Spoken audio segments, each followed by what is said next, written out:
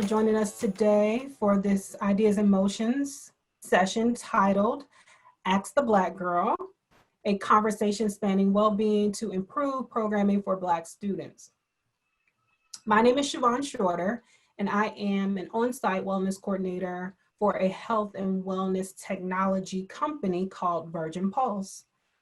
And the client that I support for Virgin Pulse is the University System of Georgia, which encompasses 26 public colleges and universities within the state of Georgia, one in particular being Georgia Southern, where my co-presenter today, Michele Martin, works at. Hi, everybody. So like Chavonne said, my name is Michele Martin, and I serve as Associate Director for Student Wellness and Health Promotion at Georgia Southern University. Oh, hey, Anna. We're so excited that so many of you have joined us today. So thank you so much. And our goal today is we're going to be real with you, okay? We're going to have a real conversation.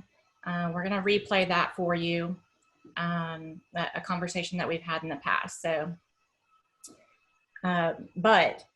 even though I am with Student Wellness and Health Promotion right now, I have the campus recreation background. That's where most of my professional career has been spent. So I have 13 years associated with NIRSA and Campus Rec. So I'm happy to be here.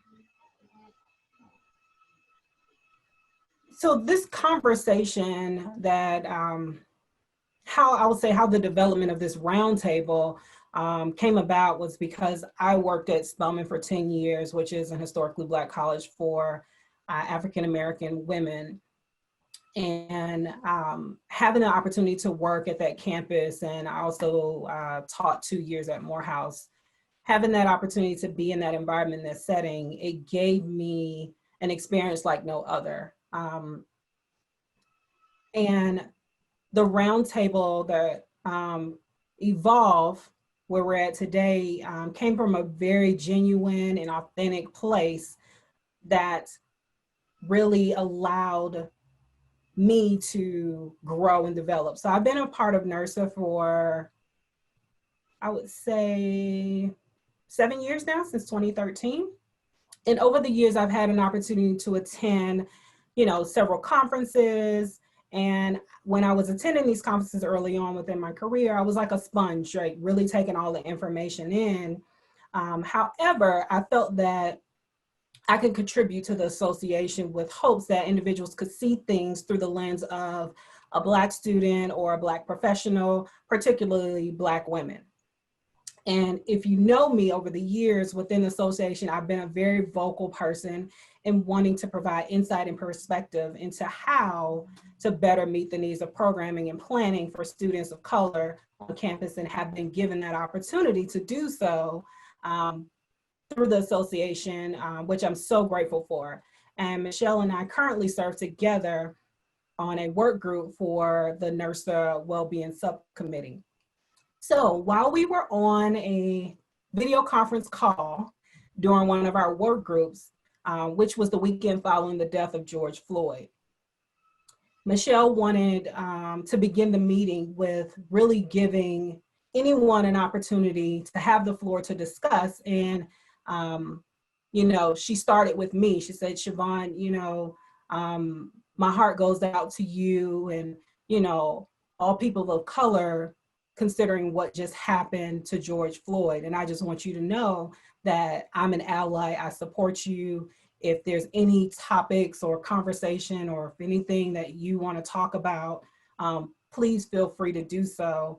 So considering the stigma and inequalities and social justices surrounding human rights that continue to persist in the culture today, this is really where this topic came about. It really all came from us being a part of a work group. And being on that call like we are today, I was the only Black woman on the call, and the rest of them were white women. So do know that the conversation that we talk about today, the conversation we replay for you, that conversation cannot be replicated without our relationship. Okay, so there's definitely a relationship. Chavonne and I did not just meet. However, I wouldn't consider us, I might consider us a bit closer now, but at the time I would not have considered us having a close relationship. I say that because there might be people in the crowd that the conversation that we're going to explain and replay for you, you might think, oh, well, maybe mine can go like that next time. Okay, and so, you know, we're all going to have different experiences, and we know that almost everything is based off of relationship, or a relationship definitely influences that. Know that current events can be a catalyst for conversation, can be a catalyst for change. I felt the need to use the current event, the death of George Floyd, to be a catalyst for creating space. I wanted to create space in the meeting. I was seeing and I was feeling personally, it was very hard to separate the unrest in the nation and being a public health professional. So health and well-being, we cannot thrive in situations like this. And so I felt it necessary to create some space in this subgroup of the NIRSA Health and Wellbeing Task Force to just offer support. And let's just acknowledge what happened. So thinking about you being a part of work groups or being a part of your department, particularly for a person of color, at times you may feel like you're the only one, right? So that's something that you are always aware of or mindful of when you walk into a room. I know for me, going to NIRSA conferences, you know, I will walk into a session and I will look around, and you just sometimes have a tendency to just kind of gravitate to the other Black person in the room or the other woman in the room if it's a group of men, right?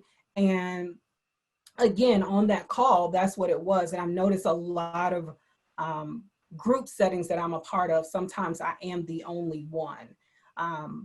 But just being mindful of that and really thinking to get us to a place where we don't necessarily always want to feel that way.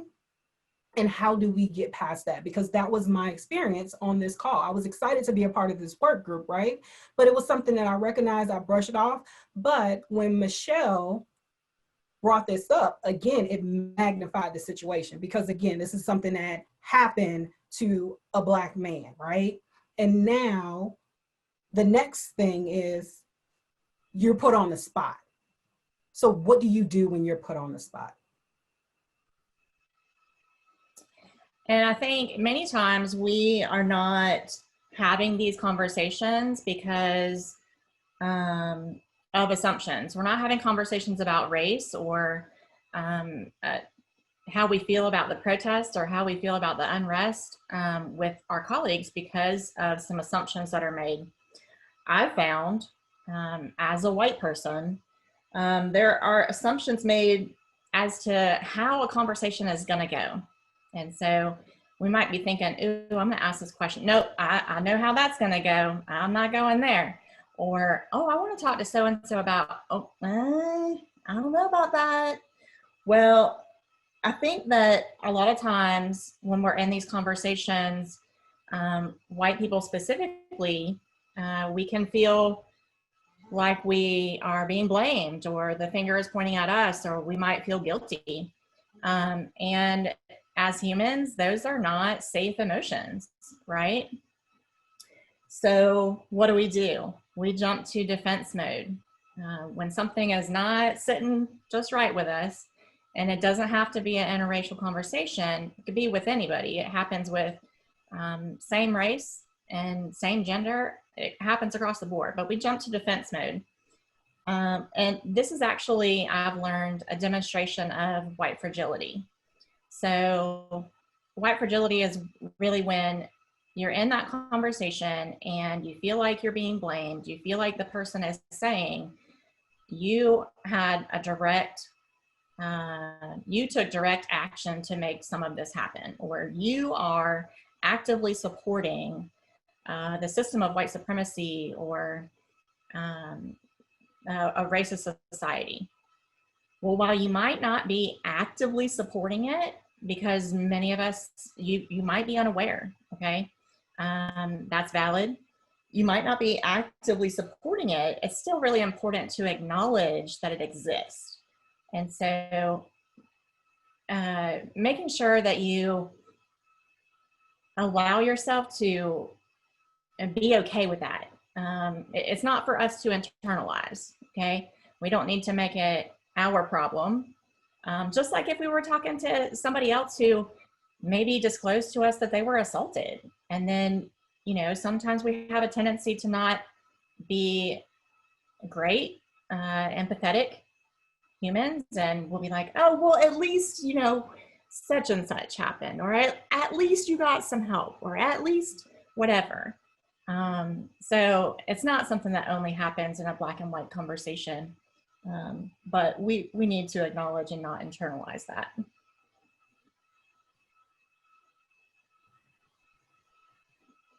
So thinking about now being put on the spot for me, how do you respond? And just to be very honest and frank, when she asked me to speak to how I felt about the situation, my first initial thought was I went into this perception of she's viewing me as a victim.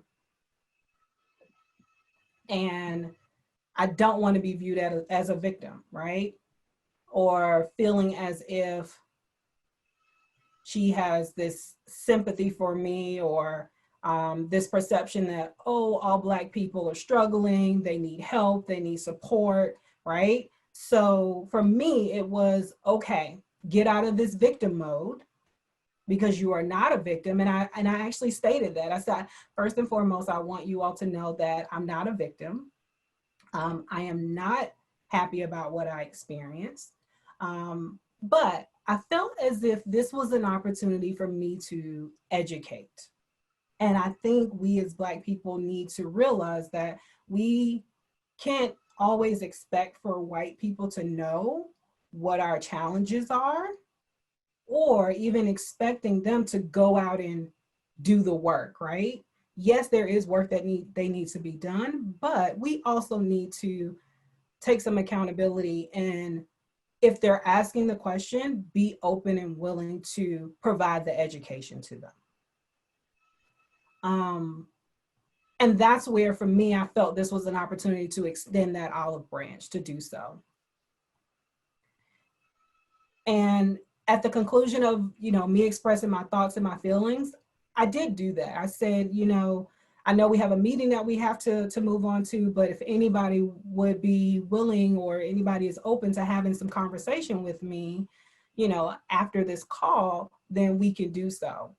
I welcome that opportunity. So something else that went through my mind after, you know, that conversation was, a lot of times we don't, as Blacks, we see ourselves moving up the corporate ladder or within the profession, but we struggle with learning to share the stage and not necessarily supporting one another.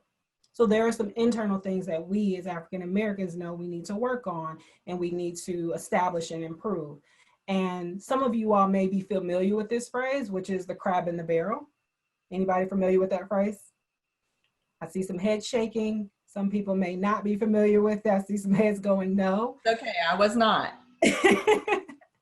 So most people of color understand what the crab in the barrel phrase means.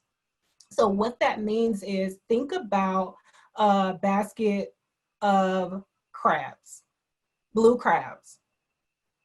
And think about if you're trying to pull one of those blue crabs out of that basket. There's another or two or three other crabs that are trying to pull them down. So just think about that analogy. So it's almost like you're trying to block somebody from being successful or working their way up. And that is something that happens across genders, across race. And that's something that we talk about within the African American community. We want to support one another, but sometimes we have a tendency to operate in this crab in a barrel mentality. And we've got to get past that. And that's something that, for me, I've continuously worked on and improving, is wanting to share the stage so I don't feel that I'm the only one having to speak for Black people, you know, or thinking about the people that came ahead of me that have helped me get to this place. So those are some of the things I want you all that are of color on this call to really think about and be aware of. And this is how this conversation came about, is because I had to take a step back and really say, hey, I don't want them to view me as a victim. I've been given this platform. I've been given this opportunity. Now it's my opportunity to educate them and share this information with others. So now this leads us into, I've extended the olive branch. Now let's see what happens. Let's see what they do with it. So let's talk about comfort zone for just a minute. This is, we might push ourselves every once in a while. We might take a risk here. We might take a chance there. But it might not be something that we're okay with. We are not, typically, humans are not okay with vulnerability or discomfort. Okay, so it's only hard to have those conversations and to be vulnerable and to be uncomfortable, because that's not something that we're practicing, right? So just like any other skill, you have to practice it to become confident, to become comfortable. Okay, so just know that every chance you take to have the conversation, your discomfort, your level of discomfort is not going to be the same the next time. Okay, so I offer that to you as encouragement. I think that every conversation, you can increase your knowledge, you can increase your confidence, you can increase your comfort, you know, as being okay with being called out, or being okay with being vulnerable. You know, good things typically happen from showing vulnerability. So the conversation, we've been talking about this. It's like, all right, get there already. What is the conversation? So as Chavonne said, that she extended that olive branch, and that I reached out to Chavonne and I sent her an email and I was like, hey, I want to take you up on that opportunity. I have really been thinking about our programs on campus for our Black students, and I want to know if they're working. Okay, well, how can I find that out? Well, I need to talk to a colleague and see what she found out. I need to see what her experience was. And so I wanted to know not only why is something not working, but I wanted to know, is it even working? Like, what is it? Is it meeting the needs? Is it meeting their desires? Is it truly inclusive? Does it feel authentic? And I think that we're also offering programs and assessing our programs based on an assumption that we have about everybody's knowledge and exposure. Okay, so if I'm talking about doing a swim program, I am making the assumption that everybody has been around pools and beaches and, you know, you're comfortable with the water. There's going to be a select few that are not, but that is something that I've assumed, okay? And that may not be correct. And so I want to make sure that I'm not just guessing at what I think these barriers are. Someone who is not a Black student, someone, I have a completely different culture. So I wanted to have a source for that. And so I reached out to Chavonne. So of course, I extended that olive branch, right? Now I get the email. And I was completely shocked because I didn't think this was gonna go anywhere, but it did. So now it's, okay, you gotta do the work, you've extended it. So the first thing, when we had an opportunity to meet, the biggest context I wanted to deliver to Michele was, the context of diversity within the African diaspora. And when I speak to that, I'm speaking of not necessarily bucketing Blacks all into one category, because you have Blacks that are on the continent of Africa, you have Caribbean, and you can dive in deeper. I mean, you have Haitian Americans that are Black, you have Jamaican, so it gets deep, right? I see people shaking their head. And where I really got this reference to give her a little bit of understanding was while I was working at Spelman. Every incoming freshman is required to take a class called ADW, which is the African Diaspora and the World. And this class provides an overarching vision on how to prepare to students to develop a perception of themselves as citizens of a changing and increasing compressed world, of sharpening their awareness of diversity within the culture and the historical experiences, and promoting the association between learning and social change, right? So knowing that this class is required for every incoming freshman, not only their first semester, but their second semester, you are ingrained in it. And as an employee coming in, you learn about it along the way. So thinking about this, for me, this is where I felt I needed to start.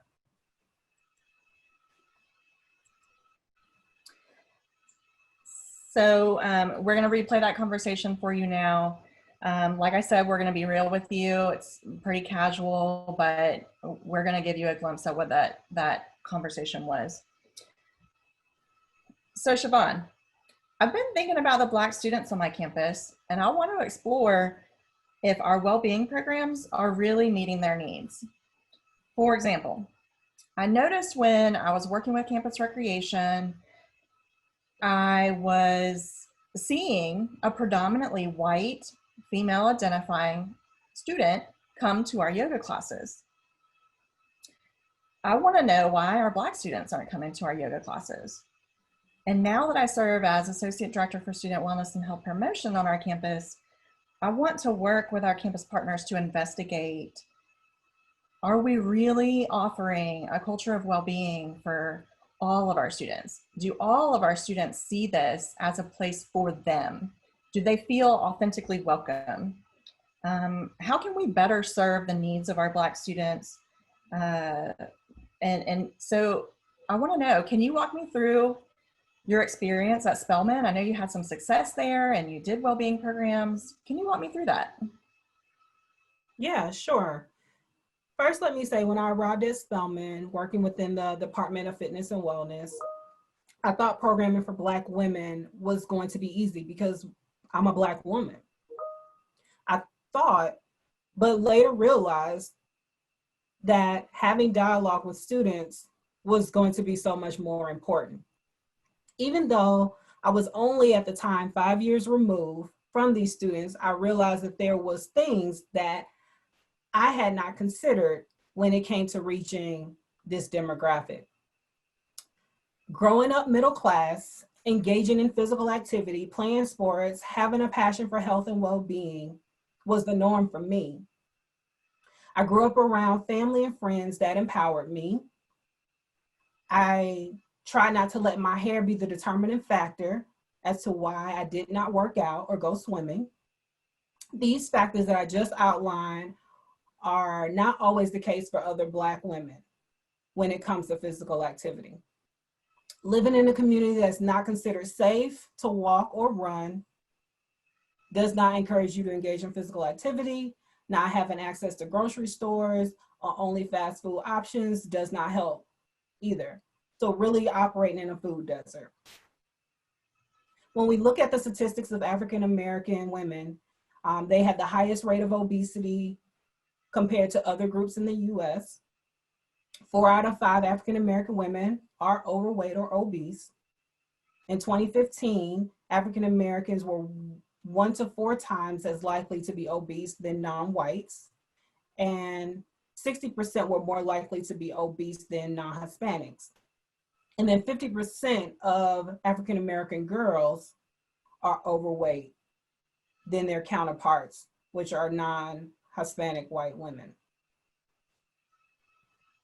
So we as a department, we decided to pull together a focus group of students from across campus. And this was a really great place to start. So this is where I would encourage you to start doing your work. We selected students from all graduating classes, on campus, off campus, students that worked in our facility, and those that did not. Students that served on student organizations such as Greek Life and SGA. And one thing that I really realized was we had one student on our campus that was white, freshman, coming in. And in my mind, what is she doing at an HBCU for women? This one white girl. I said to myself, she is going to work in my department and she is going to be on our focus group because she has so much information that she can share and we would love to hear from her. So what were some of the questions that we asked during our focus group? We asked, why do you or don't you come to the fitness center? What would drive you to come to the fitness center? What would you do or don't do differently? Why don't you or do you utilize our pool? Why would you prefer to go to a group fitness class over working out on the cardio machines or the strength machines? Are you familiar with intramurals? Would you be interested in playing intramurals?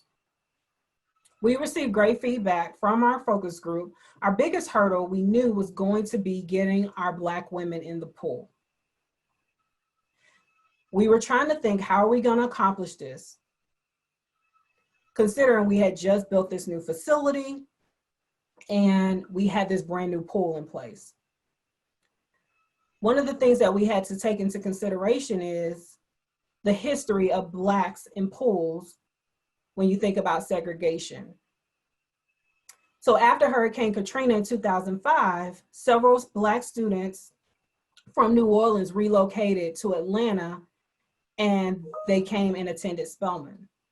Several Black students, or several Black people, I would say, if you may not be aware, lost their lives during Hurricane Katrina because they did not know how to swim. And knowing that, to me, it was really important for us to offer swim lessons.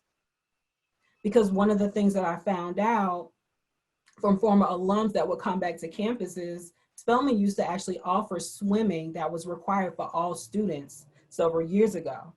But eventually, that requirement changed to an elective. Okay, so I'm just starting to think, maybe I'm assessing my programs like I'm just scratching the surface when I'm assessing them, okay? I'm used to looking at, I'm gonna adjust the time or I'm gonna adjust the day that I'm offering it, maybe the location. I might even change a title here or there, right? But based on what you just explained, it's clear to me that I need to be assessing them at a much deeper level. Can you, Chavonne, describe some strategies that you took to solve the aquatics problem specifically? Yeah. So once we got the feedback from our work group, there were several things that we had to take into consideration. We took into consideration the feedback such as, I don't know what the appropriate attire to wear when I'm coming into the facility. I don't want to sweat my hair out or even get it wet.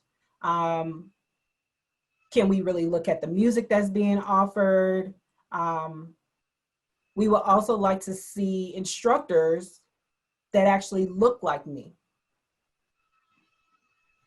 So next steps for us, before we even thought about getting them into our group fitness classes or even into the pool, we had to take a step back and say, you know what, there's an educational component that we need to really look at. And what do these educational components consist of. So this consists of workshops, clinics, seminars, and those were around the topics of offering clinics for sports bras, tennis shoe clinics, because one thing is, you as a woman, if you are a top heavy person, you may experience something called squashing, where you put on 2 or 3 sports bras at a time, particularly for high impact exercises. So if that is your current situation, we want to have someone come in and be able to show you appropriate sports bra that you can wear for high impact. So we actually had an opportunity to partner with some local apparel and running stores within the Atlanta metropolitan area that came out to our campus and went through the proper attire to wear, as well as the appropriate footwear for that activity. That really, really helped our students. When it came to hair care, we also made the decision to have cosmetologists come in to talk about processed hair, if you straighten your hair, or natural hair. And we also had an opportunity to connect with some Black hair care owners, and they came out to our campus. One in particular, Nicole Ari Parker, she was on our campus doing a speaking engagement, and she was talking about a new product that she came up with called Save Your Dew, which is a headband that will save your edges when you're working out, so it absorbs the sweat. So we actually reached out to her, and she was able to provide us with a few samples for our students on campus. So this gave them another opportunity to say, hey, there are products that are out there for us when it comes to hair care. And one of our biggest supporters, I would say, was Black Girls Run. So if you're not familiar with Black Girls Run, at the time I was not familiar with Black Girls Run either. One Saturday I'm headed to work, and I stop at a light, and I look to my left, and I see this large group of Black women running down the street. This is something that you normally do not see at all. So I was so fortunate that I was at the light, and I was like, oh my gosh, what are they doing? How did I miss this? I need to be a part of this, right? So I get to the office and I Google Black Girls Run. And it was started by 2 Black women that were just blogging about physical activity and working out, and why Black women don't work out, right? And from there, they talked about, well, I'm a Black woman that works out, I run, we're looking for other Black women that do so. And from there, they are now considered the largest running group in the US, where they have chapters and running groups in just about every major city in the United States. So I would encourage you to look them up. So what we actually did was we partnered with them, and they actually came to our campus and established a running group for us. And the beauty of this running group is we met every Saturday morning. We would have women that would come out, and regardless if you are a beginner or if you're advanced running a marathon, everyone is welcome.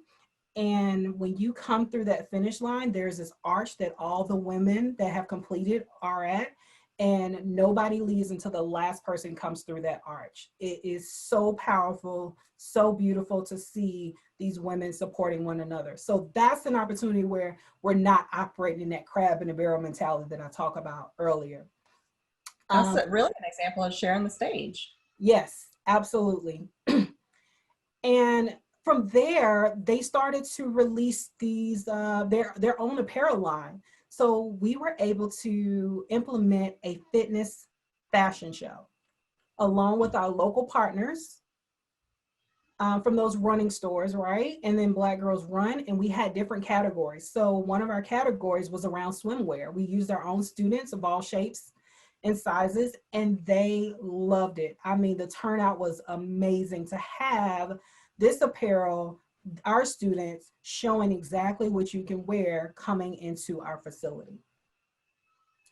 And the last thing I want to talk about with Black Girls Run that I appreciated about them was their own personal testimonies that the women talked about their sizes and how they felt empowered, but you know, the challenges that they experienced along the way and how they were able to persevere from the obstacles of trying to live a healthier lifestyle, because it's not always necessarily about losing weight, it's just really about being healthy.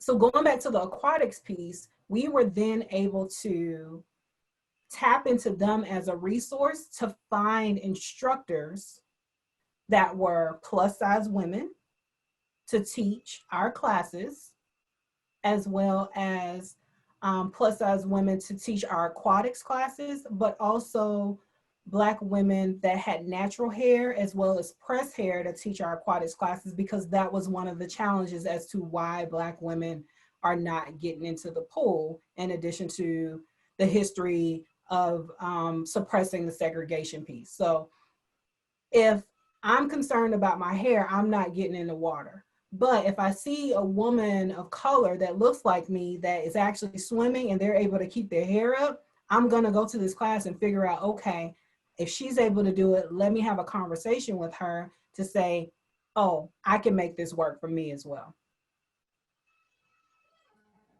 Okay, so wow, that's a lot, Chavonne.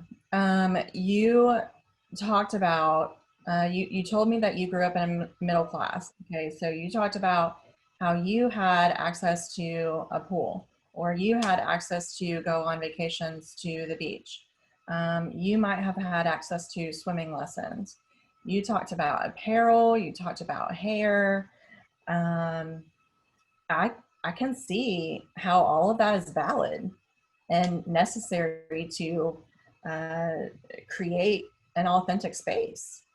And you mostly focused on the aquatic situation, answering my question.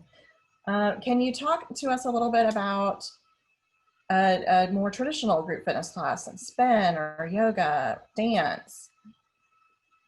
Yeah, absolutely. And you know, my story is very different from anybody else's. You know, I was, you know, one of those people that was fortunate to have that exposure. So for me, it was something that was quote unquote the norm. But of course, I did struggle with getting into the pool when it came to my hair.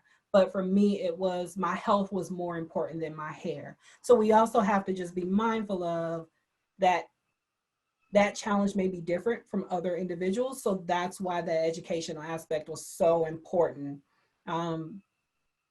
to begin with before we transition into the actual designing of our classes. So when we think about our traditional group fitness classes or our spin classes or our yoga classes, we realized that we needed to make some adjustments. So one of the things within our focus group that came out was our music. How can we engage our students into our classes? And part of the new crave that was going on our campus at the time was spin. All of our students, and in Atlanta, there was this rave about this spin instructor named Keith. If you look Keith up on social media, you will see. I see a few heads shaking, so a few people know about Keith. Keith has made it so big now, he's out in LA. Well, we could not afford Keith on our campus. But we love that Keith had so much energy and he had this amazing playlist. So what we did was we had a conversation with our instructors, and we realized our instructors were bringing that energy. We just needed to adjust our music a little, which was, you know, came out within our focus group.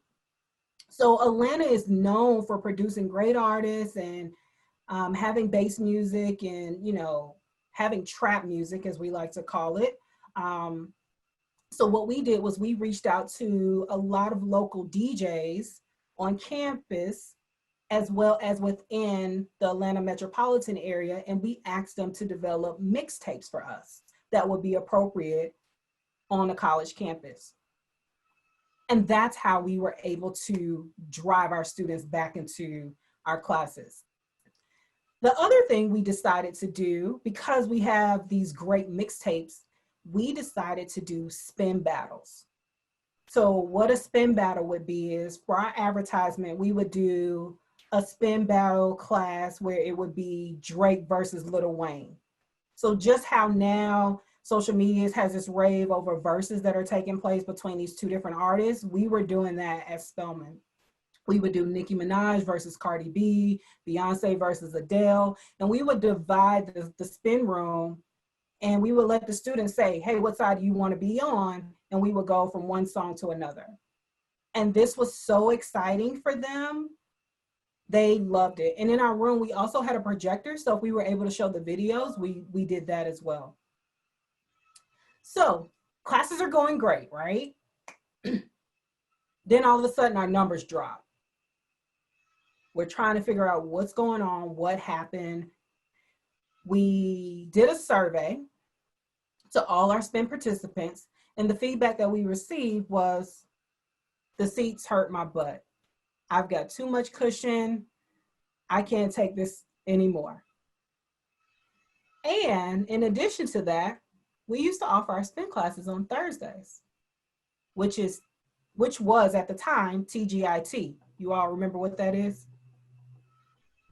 Yes. Grey's Anatomy, Scandal, How to Get Away with Murder.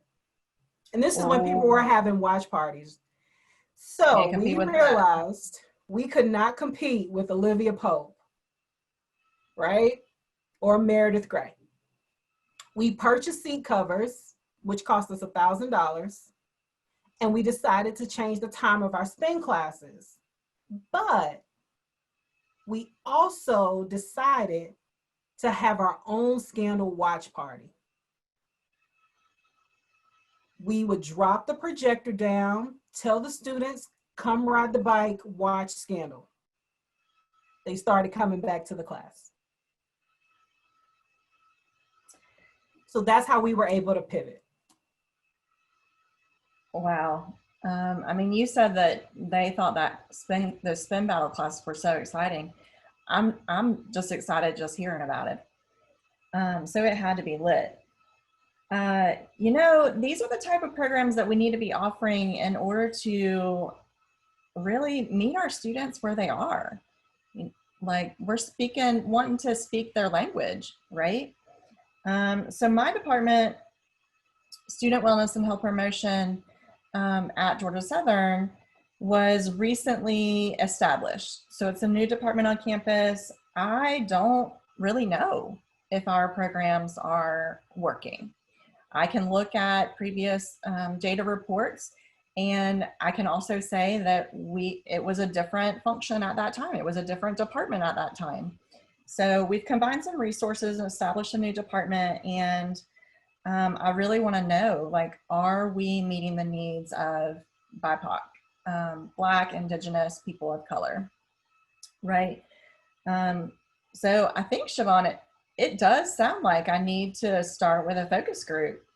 I might need to reach out to my Office of Multicultural Affairs, get them on board with it. They're one of our biggest partners anyways, so maybe we can do some focus groups with them to see what might be needed. So instead of continuing to guess and just see what sticks. So as we brought our conversation to a close, we want to emphasize some of the results that really kind of came out of our conversation that really led us to a place where we are now. So I feel like I learned so much from this conversation. I feel like I have a much deeper understanding of how culture and potentially socioeconomic status really influences the campus activities that we might naturally think to offer, as well as culture and socioeconomic status influencing the campus activities that a student might choose to participate in, right? So like I said, Chavonne told me that she grew up in a middle class family, and she had access to a pool. She was familiar with water, and it actually never crossed my mind before to think, well, they were never around pools. So maybe that's contributing to why they're not participating in our aquatics program. I can say that I do feel more confident and I feel more knowledgeable in having a conversation with a Black colleague or even a white colleague, and just having these conversations in general, the uncomfortable conversations. Okay, this particular one happens to be related to race. And I just want you to know that every conversation that goes well is a positive experience for you. The next one that you have, it's going to add to your confidence level. It's, again, you're not going to experience the same level of discomfort that you did when you had your very first conversation. Okay. So I encourage you to take that chance, take that risk, and maybe do that a little bit more often. And then I can tell you the results of this conversation that are a little bit more tangible. Our office, Student Wellness and Health Promotion, we did meet with our Office of Multicultural Affairs. We are embarking on a research project that will involve some quantitative and qualitative research. We'll be able to interview students and really find out what their needs are, what their desires are, the things that they're uncomfortable with, okay? We have our IRB in draft form, the dreaded IRB. We also have a program on the books in November. If any of you have ever heard of Fresh Check Day, it's a mental health fair. So we're offering virtual Fresh Check Day. And I noticed when at all the semesters that I've been doing Fresh Check Day, we don't have a booth that is specifically targeting mental health for multicultural audience. So Multicultural Affairs is going to help us design this booth specifically addressing stigma related to mental health of BIPOC individuals. So those are a few things that we already have in the works, really hoping that the research, we get some good data and it's able to influence implementation of some new programs, authentic programs that could really welcome and help our Black students to thrive. So now we want to open the floor up for questions. And I know one question that just came in to me was wanting me to really talk about how we were able to program for Black students around outdoor. I know that may be an interesting area for some people, it is very interesting. I remember going to a NIRSA session to get some information. And at the very end, I actually provided some information to the group. So what we were able to do at Spelman, which was really interesting, Spelman initially had an outdoor education course that was an elective on campus, which was great because we had a faculty member that was this was a black individual, a Black male that was very knowledgeable in outdoor education. But where I actually stepped in was the class eventually ended up getting dissolved. And the students that had taken part in this class, they actually wanted to create a student group. And they were looking for an advisor. So they came to me. I knew nothing about outdoors. Even though I grew up middle class, I'm not really an outdoor person like that. I'm one of those people that will get poison ivy and poison oak back to back. I get bit by mosquitoes. So again, this was me coming out of my comfort zone, but I decided, you know what, this is an area that we're not used to, and let me try it out. So I became their advisor. Having that opportunity to connect back with that faculty member and learn so much about outdoor, and really getting to a place of seeing people that look like you going on these trips will actually provide students more of an opportunity to say, you know what, maybe I'll try it out. So one of the things that I would encourage you all to think about is, how are you marketing your outdoor program? When you look at your flyer, what does your flyer look like? And this is something I brought up when I was at the NIRSA conference, just being very candid, is if you have a flyer and there is a white male on there with a flannel shirt with a beard, what we call a bro, I'm not going in the woods camping with this gentleman. One, because I'm a woman and I may not feel comfortable, but even more because I'm a Black woman, because this is something that I'm not accustomed to. But if that flyer looked different and there were individuals of color on there, I may be more willing to do so. Again, going back, thinking about the segregation aspects. If you're going on a whitewater rafting trip, I may not know how to swim. So I'm not getting on a raft. And psychologically, I may be that Black person that may think, well, that's how we were brought over here, on a ship, on a boat. And that may be something that somebody may internally struggle with.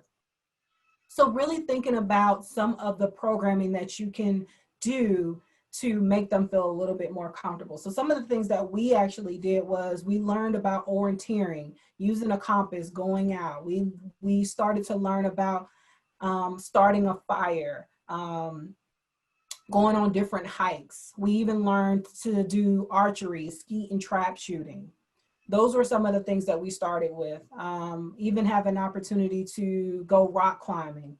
And we actually did a overnight sleepover at a rock climbing facility, which was really great. And in doing so, they had to learn how to pitch their tent, all that stuff that you learn when you actually go camping. So just want to speak to the outdoor piece. Any other questions? If you'd rather ask your question in the chat, that's fine. You can put it there. If there are questions that are in the chat that we're not able to get to in the session, we can reach out and respond to them after the fact. Do know that this session is being recorded, so the transcript and the recording will be available for anybody that might not have been able to make it, or if you want to listen again.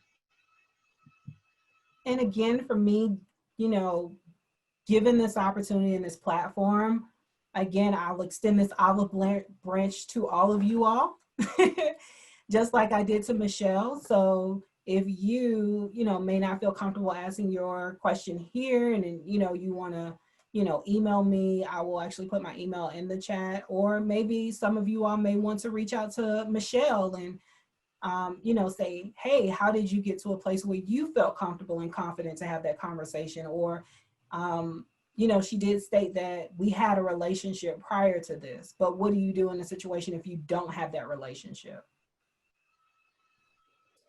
So I just dropped my email in the chat if you guys want to take that down. Any questions at all?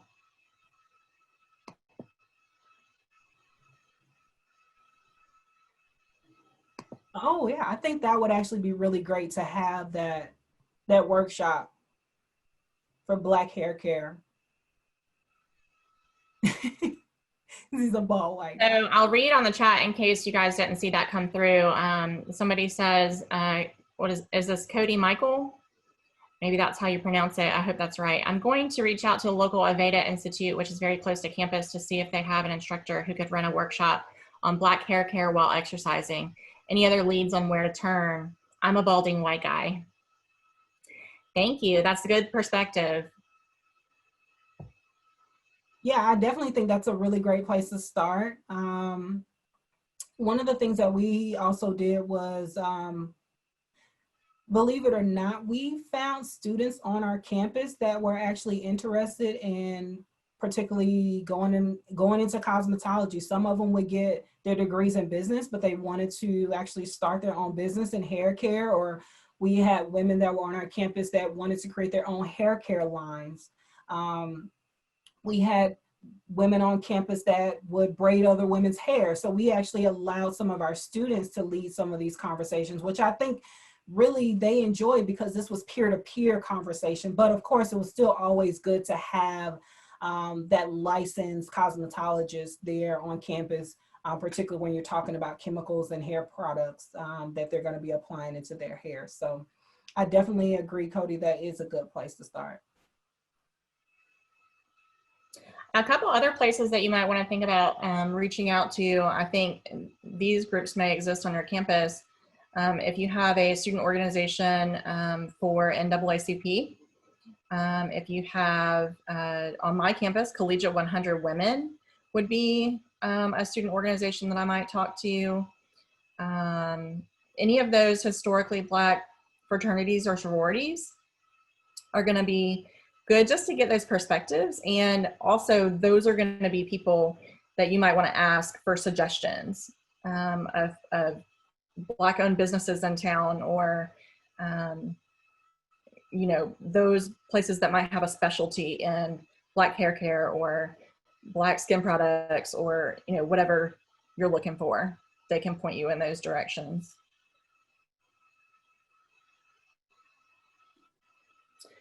All right, well, we're right at 12:59. Thank you so much, everybody, for attending. I hope this was a good discussion for you. I hope you walked away with a couple of things.